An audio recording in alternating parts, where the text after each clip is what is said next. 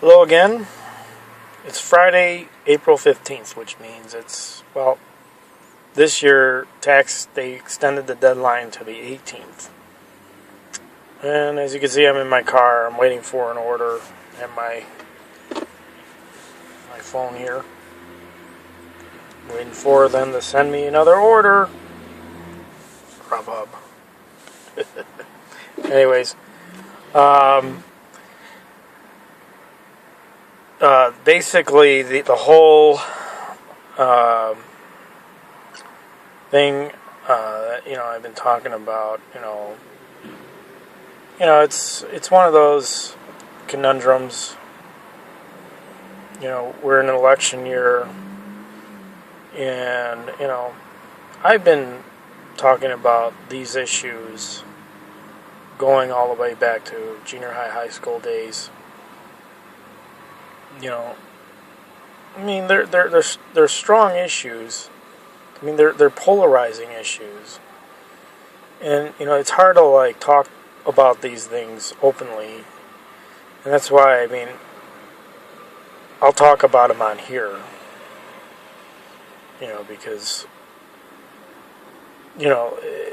there's so many divergent opinions, but I actually want to deviate from that topic while I'm waiting for an order. I want to talk about, today Major League Baseball is celebrating Jackie Robinson Day.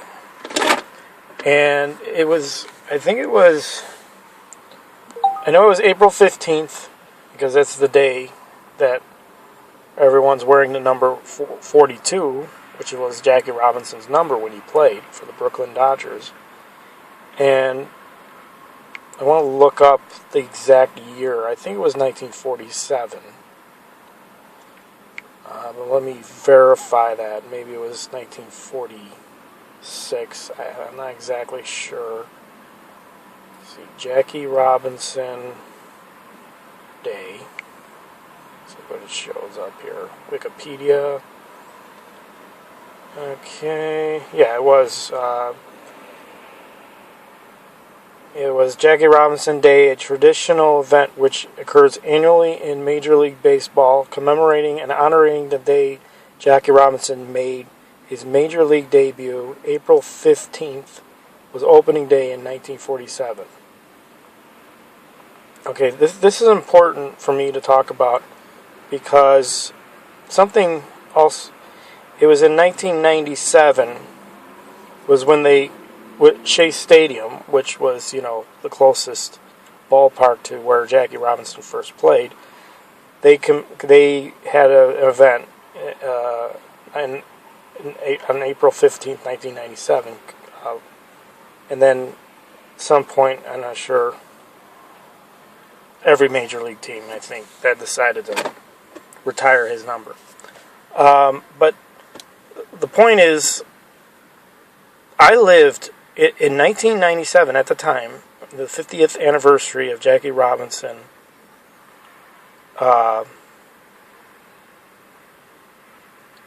Being the first African American to play in any major sport, really. I don't think there were any football players who were African. Jim Brown was well after that, and obviously hockey. They don't have many black players to begin with. It's mostly Eastern European and Canadians who play that sport, so it's nothing. It's not a racial thing. It's just the sport's more played by people, the Northern and Eastern Europeans and North American players. Nothing racial about it. It's like basketball. Was probably, I can't recall. I know, Texas Western University beat Adolph Rupp, who was a racist, they were all black players. They defeated them, I think, in the 50s at some point. I'm not exactly sure when. But racial barriers were broken. Jackie Robinson was one of the first. In my opinion, Jesse Owens was the first real African American to break down racial barriers, during the 1936 Olympics in Berlin when Hitler was, in power, right before World War One, right before he started World War One, basically, or World War Two, I mean, basically by invading Poland, But or was it Czechoslovakia? I can't remember where he invaded. I think it was Poland. Point is, in 1997, I was living in 415 Normal Road in DeKalb, and that's where the name of our band that toured the southwest portion of the United States later that year was conceived. I mean, it was in the. I could give you a little backstory. 42 Faces was the name of the band that originally started as a band that came out of InterVarsity Christian Fellowship. When the group started a outreach meeting called Straight Up, and we did a lot of hokey Christian pop songs, thinking that would bring people in, which I knew wasn't going to bring people in. I mean, to me, we needed to play songs that if we played like songs by U2, played some songs by some, not just popular Christian songs, just popular radio songs that, Radiohead. We could have played some Radiohead. We could have played U2. We could have even played Tom Petty. I mean, there's a lot of, mainstream songs that we could have played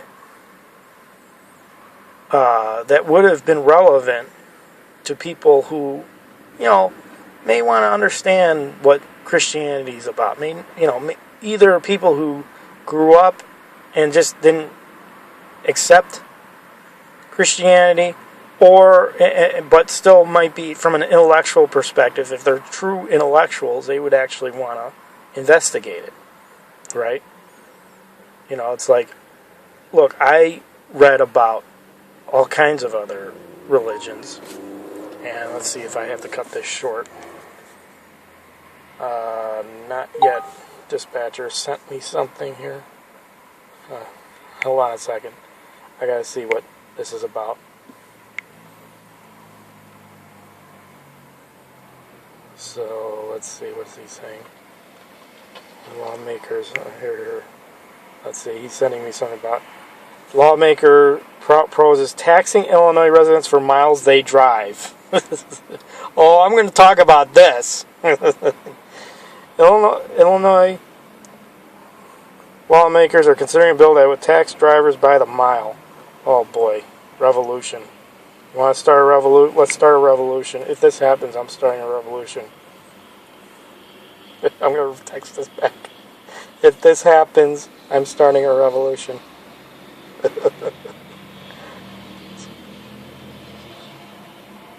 Starting a revolution. Wow, that's complete garbage.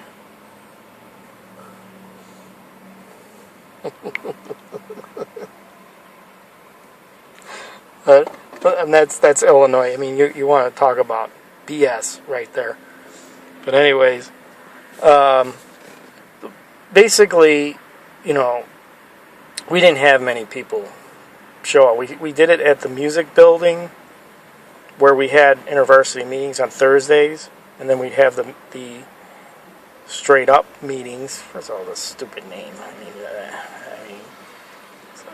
It's like a pseudo hip hop trying to be cool about stuff.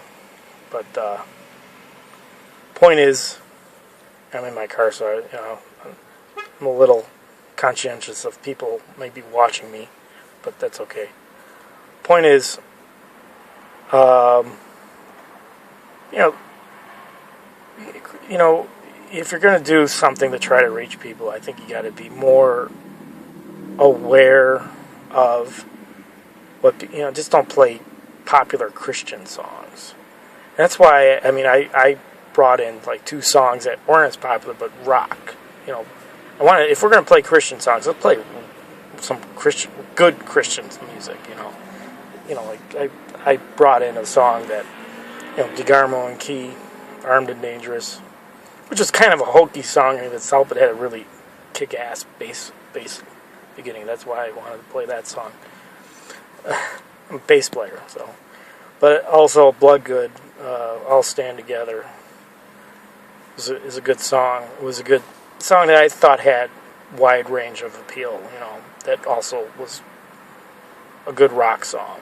So I'm like, if we're going to play Christian songs, let's play some good Christian songs. Let's just not play these hokey Sandy Patty and Michael W. Smith pop crap, that's going to make people leave, But anyways,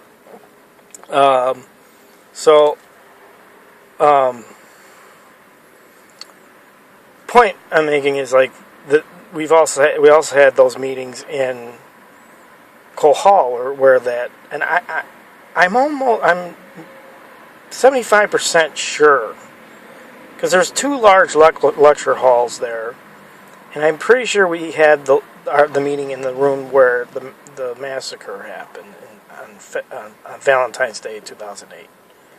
But this is, I'm just talking about all this because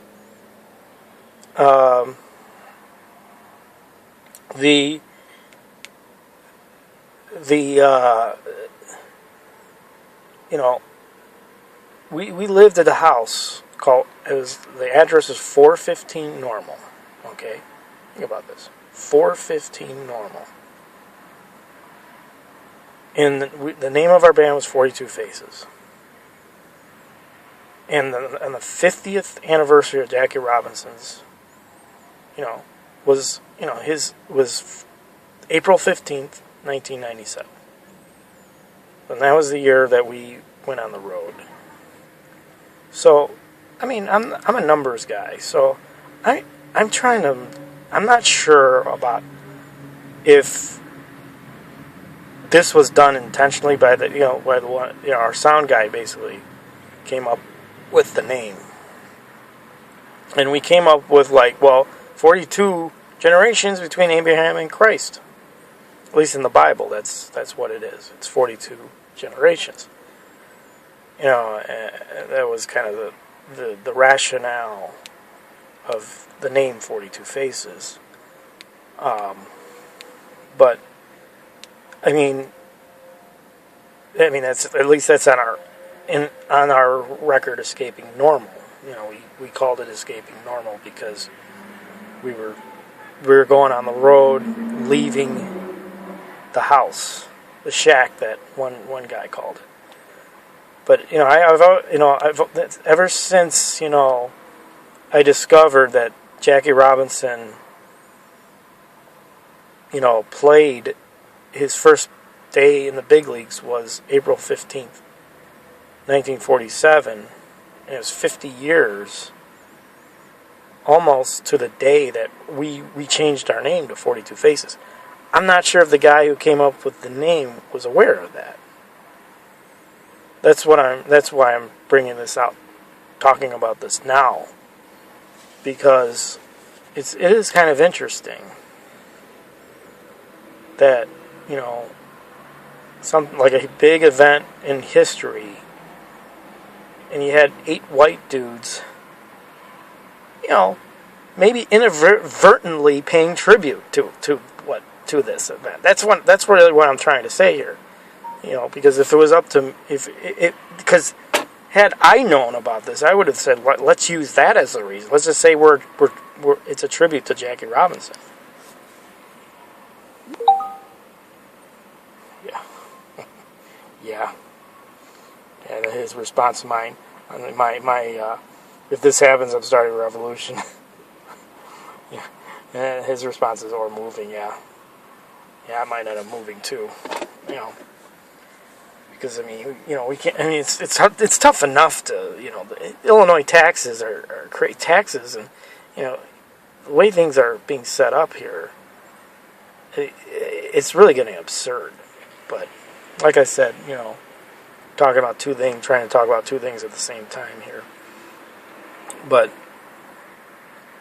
I really think, you know, that would have been an interesting thing to say. I mean, because, like I said, had I known, let's just say it's a tribute to Jackie Robinson. And, you know, we lived at 415 normal. We're escaping normal. He's escaping racism. You know, I mean, you know, say what you will. I mean, like you know, the Disney movie 42 was kind of watered down, you know, in terms of how, you know, what really went on. I mean, Jackie Robinson probably had to stand up to some vicious racism at times, because you know when it comes to racism today, I don't think anybody today really understands racism. When you think about, I mean, I don't care what movies you watch or what you read, unless you've been through it. I don't know what it's like to be a slave, but I also don't know what it's like to be a slave owner. Just because I'm white, I don't know what it's like to be a slave owner. And I would think the same would apply if you're African American. You don't know what it's like to be a slave. You may feel like a slave because you think you're up against it. But I just pointed out to something. I'm also up against it. You know, if they tax every mile I drive, see ya, Illinois. You know, I mean, you want to, you know, people have been leaving this state in droves. Illinois is going to be like, you know, the 40th largest state in the country. You know, this is what happens when you have one-party rule. You know, and we have a Republican governor now, but, you know, he's saying I don't know if he's doing if he knows how to do anything. That's the problem. He's a businessman. It's like, this is the same thing if Trump becomes president. I mean, is he actually going to be able to do anything? You know, to stop some of the nonsense that's going on in Washington? You know, all the taxation without representation. I mean, the country started a war over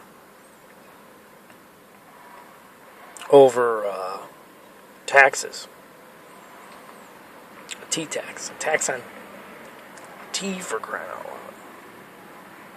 loud. That's what this country, you know. And now you want to make us pay for every mile we drive? I'm moving. I'll move to either North Carolina or I'll move to Florida. One of the two. I like North Carolina because, you know, there's parts like, you know, if you live like in the mountains, it's not nearly as humid and hot. If you live like 2,000 or 3,000 feet above sea level, and it doesn't get as cold as it does here in Chicago. So it's like if I could live like somewhere around Asheville, North Carolina, where it's like, you know, 2,000 or 3,000 feet above sea level, I'll do it in a heartbeat. But I could also see myself like maybe moving to Atlanta, or I can figure with my job with doing like Uber, Lyft, and Grubhub, I probably need to move to maybe Dallas, Texas is the place to consider. I mean, their taxes, that tax situation there is way better than it is here. But, you know, we'll see. If they do something like that, then if I'm thinking about buying a condo. But if they decide to put a tax on miles you drive,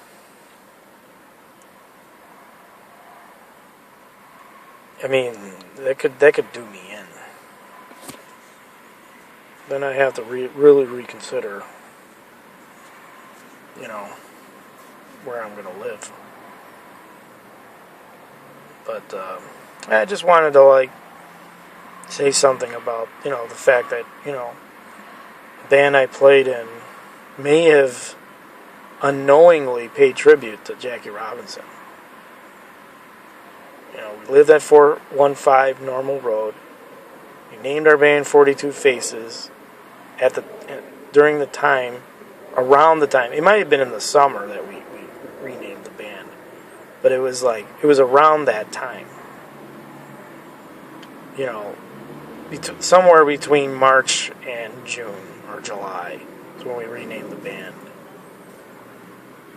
Unknowingly, knowing that Jackie Robinson,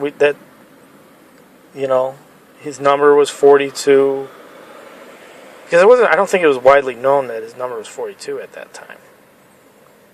I mean, I knew that he was the first African American. I didn't realize what his number was, though. Because his number was never retired. The Dodgers. It was the Mets that retired his number. 1997. Which is kind of interesting.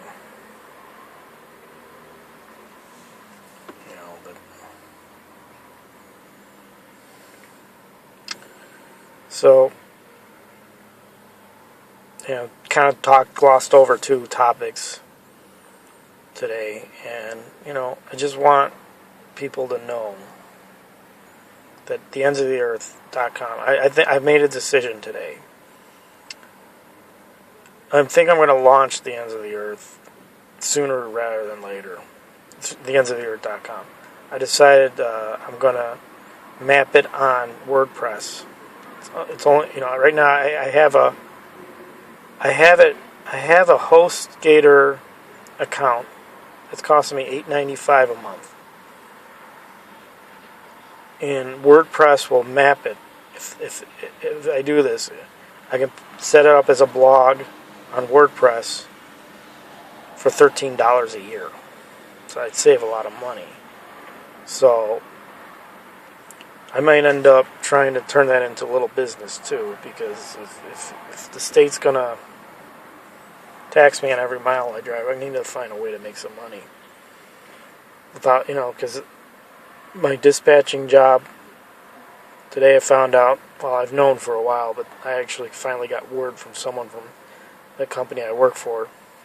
It's closing the office I work in.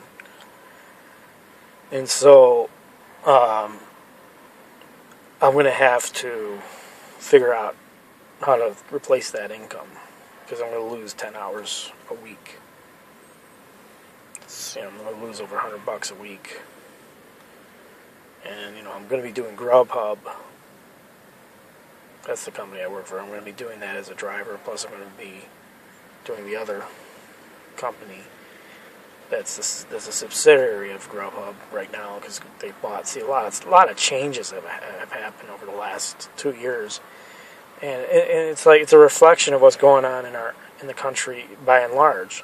There's so much turnover right now, and the government, they're doing so much BS right now in all industries, and it's getting to a point where people can't figure out they can't plan their future. How do you plan your future if the company you work for keeps getting bought out by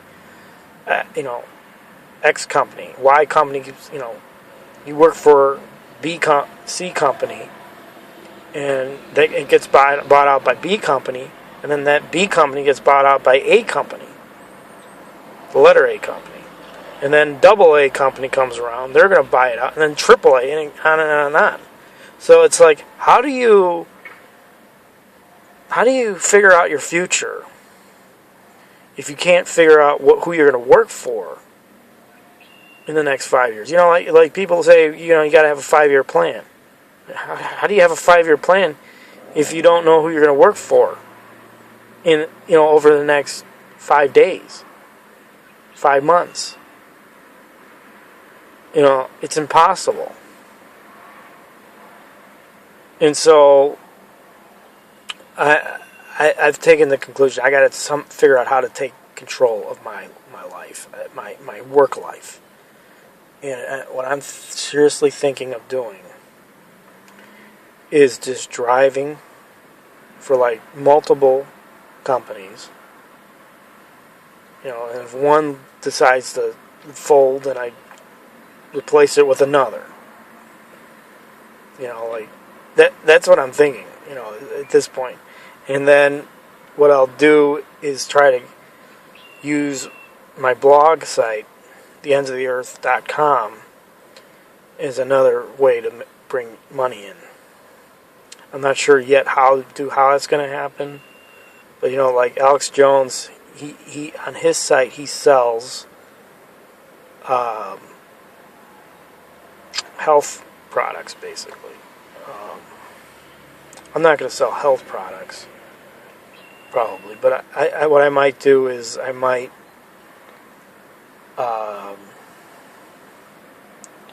come up, I might sell like T-shirts and just try selling like bumper stickers and anything that people That's why I'll make the ends of the earth. I'll put a bumper sticker on my car, which has a logo. I think I'm going to actually trademark the ends of the earth logo, and then I'm going to make T-shirts, make bumper stickers, do whatever, and just sell it, through maybe like Cafe Press or something, and who knows, maybe people will buy it just because if I make a cool enough logo. See, that's what like kids will buy stuff if it looks cool. So I know this from being a musician. Kids will buy things that look cool, and that's what I'm thinking with the ends of the earth. If I can get, drum up some business that way, low overhead, low overhead, high return type of thing, then that would be great. That'd be outstanding, and and they get more people watching videos, and the videos I make might be dull, but it's more about just getting information. I feel like I have a plethora of information that I can share, and it's like someone just gave me showed me like Illinois wanting to raise taxes or enact a tax on driving miles, which has a direct impact on my livelihood. What are they gonna like a penny per mile? So if I drive like 25,000 miles, I'm gonna have to pay $250. Fucking state of Illinois, bunch of assholes. Like I said, I'm gonna cuss on here. So does that not make me a Christian? Because the Bible says, "Do not use filthy talk." I don't use filthy talk all the time, like some people.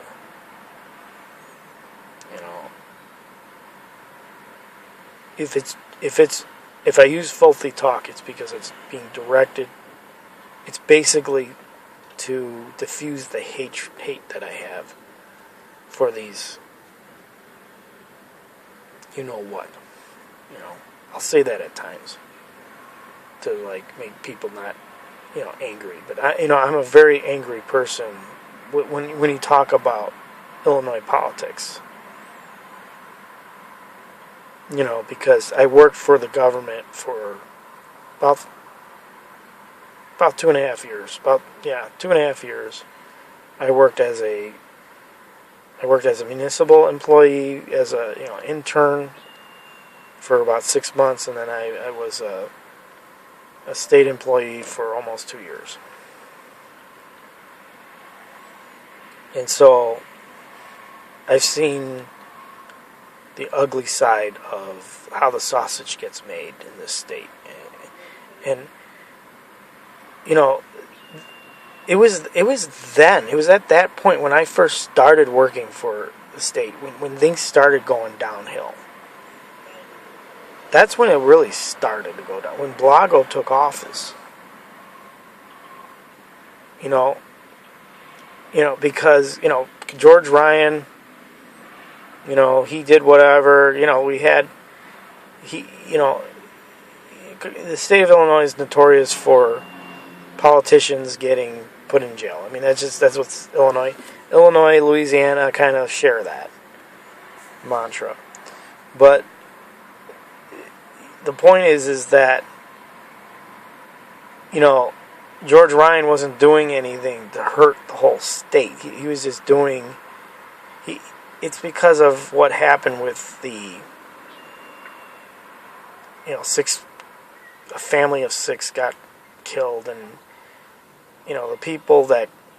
He had knowledge of something or other, and look, it was bad. He should have gone to jail, no question. Should have been taken out of office. But we should not have gotten the government we got after. That's the point. Because that's when everything hit the fan. Because Blago comes in and, there really wasn't anything to fix. Not in Illinois. Not at that time. I mean, there were budget problems, but, not to the scale that they are now. Ever since they raised the taxes on businesses, this was Blago who did this. Blago and Pat Quinn. What happened? Businesses went to Indiana and went to Wisconsin. So that means the tax revenue that was coming in prior to that left the state, went into Wisconsin. That's why Governor Walker talks about how great things are. Yeah. You assholes, because all business from Illinois went to your fucking state. And so of course, it's easier for you to balance the budget and make things better, and people don't have to lose wages, or jobs aren't hard to find because there's more business. In Wisconsin's a third of the size of Illinois. Okay, so when you have thousands of businesses, small or big, hundreds, whatever it was, go into to a state that's a third of the size, it has more business tax friendly climate. Then it's going to be easier for people to find jobs, and for the state to balance its budget. The Republicans in Wisconsin, like Paul Ryan and Governor Walker, they can thank Pat Quinn and Blago for all their success. Because that's when business, and in Indiana, same thing. Businesses left and went to Indiana, went to Michigan. Of course, Michigan didn't really get any help. Because Michigan's problem is Detroit and Flint and Lansing. They got a lot of problems in Michigan. But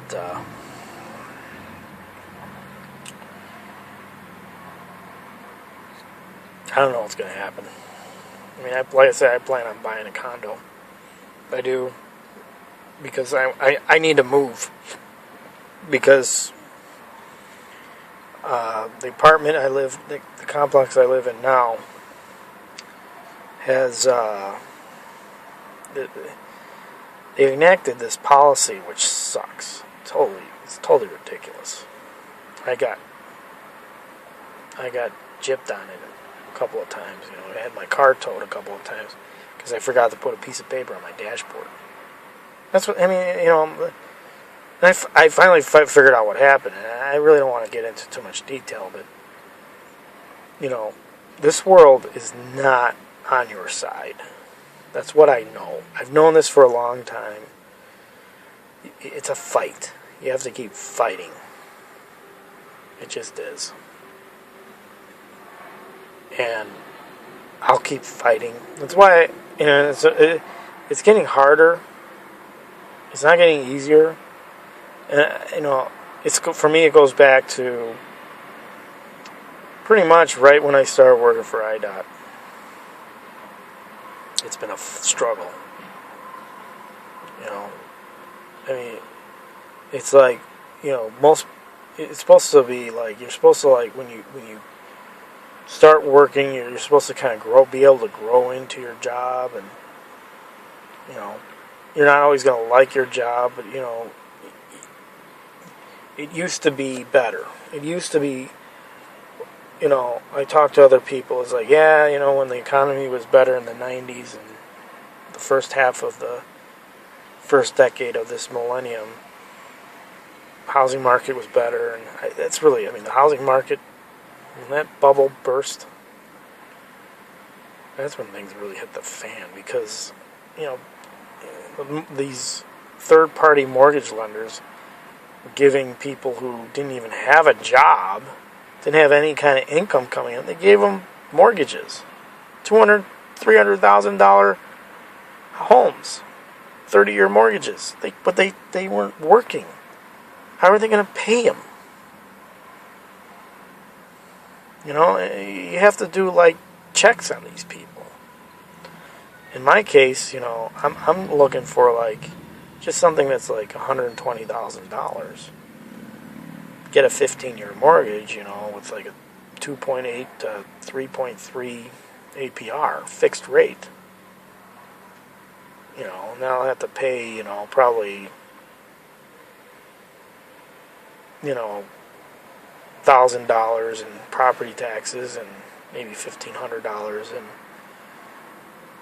in what they call them, residence fees, association fees. So, anyways, I'm going to sign off for now and talk to you later.